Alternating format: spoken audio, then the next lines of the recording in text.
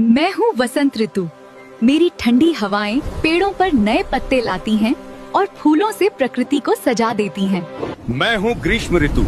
मेरी तेज धूप और गर्म हवाएं धरती को तपाती हैं और आम का मौसम मेरे साथ ही आता है। मैं हूँ वर्षा ऋतु।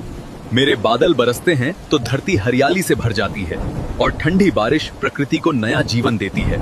मैं हूँ शरद ऋतु। मेरी ठंडी हवाएं पेड़ों से पत्तों को उड़ाती हैं और प्रकृति को एक नया रंग दे जाती हैं। मैं हूँ हेमंत ऋतु।